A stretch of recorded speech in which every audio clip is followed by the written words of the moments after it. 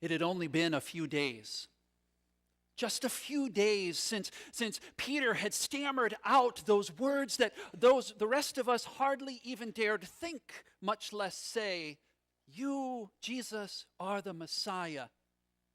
And Jesus didn't say no. It had been only just a few days since Jesus then turned around and told us not to tell anybody this best news that we could ever imagine. But he said, no, tell no one. And just a few days since Jesus then went on, as though he was explaining something, and went on to talk about suffering, rejection, death, and rising. Just a few days since Jesus said, if any want to become my follower, they must take up their cross daily and follow me. It had been just a few days. And now this afternoon here at the mountain, Jesus told us to stay here down below, down at the foot of the mountain. He said, wait for me, I will come back. And then he and Peter and James and John started climbing. And what could we do? We sat here and watched as they dwindled and got smaller as they climbed up the mountain. And we turned to each other to wait. And it has been all afternoon and evening, and now it has become dark. And as people do, we lit a fire. And just like around every campfire everywhere, we started talking. Andrew kept wanting to talk about the cross. He said, what do you think he meant? Take up your cross every day, daily. Taking up a cross, that's like a one-time thing. You usually die. How can we do that every day, do you think? Over at the edge of the firelight, Judas was huddled with Matthew, and he looked kind of somehow angry as they were whispering together, and the rest of us could hear the word suffering hissing between them. And over there, Thomas lay flat on his back, just staring up at the sky, up at the stars, and shaking his head from side to side. The rest of us just sat there at the fire, so tired this night, and after all that we had been through, that we could hardly stay upright, watching as lights shone up on top of the mountain. A cloud looked like it was on its way in. There was rumbling from somewhere. But down here, our job was to wait. That's when the man burst into our circle. A desperate father followed by his very young son. The father's eyes were so hollow and desperate it broke and shattered our hearts. The son clearly carrying a burden that was awful and terrible. And the father just kept saying, please, please, my only son, my only child, please, help me, please. Well, what could we do? We invited him to sit down. We offered him some wine. We asked him to tell us what was going on. And he told us this terrible, terrible situation. The boy, out of nowhere, would begin to shriek. And then something would take over his body. He would fall to the ground and roll around thrashing until foam came at his mouth. It would shatter him there, these forces that were tearing him from side to side. And no one could do anything, so the father just kept saying, please, please, my only son. As up on the mountaintop, the cloud and the light and the earthquake, the sound of rumbling. Well, we looked at each other there at the fire. What could we do? How could we not try something?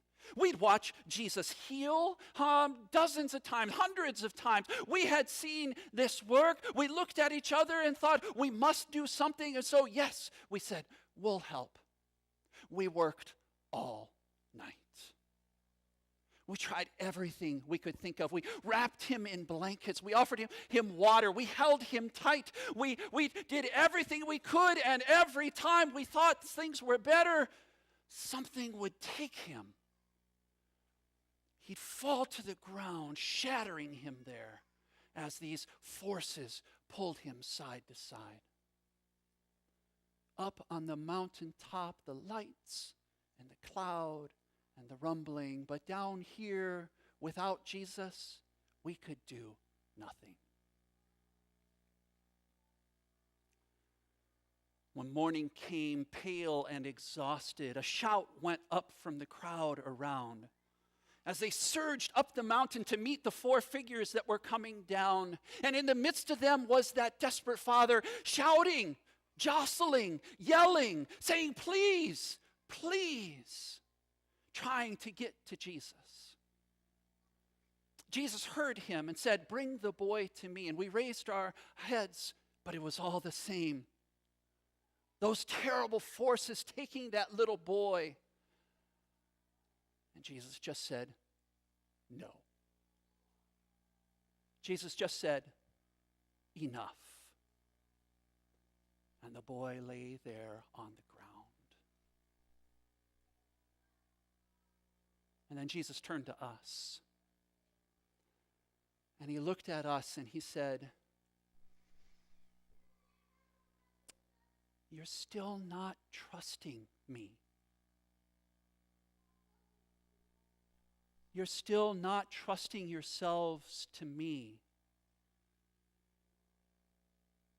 Your hope is still in what you can do instead of in me. And can't you tell that it's leaving you misshapen, like an out of round lump of clay on a potter's wheel? It's making you be out of shape. How much longer will I be with you? How much longer will I bear you?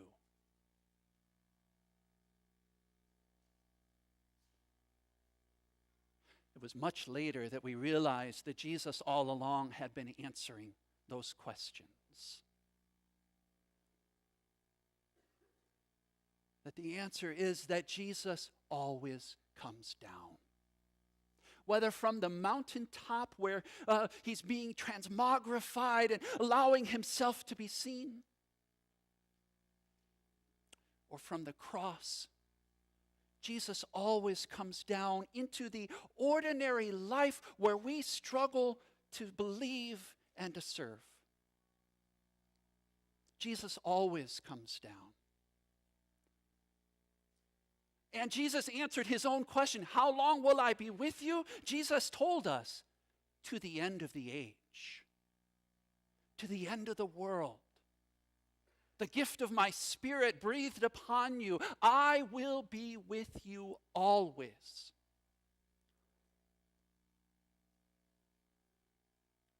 And to his question, how long will I bear you? Jesus coming down will always lift us up with those arms that were stained and scarred on the cross, carrying us into life beyond where our strength runs out. Jesus coming down will always bear us.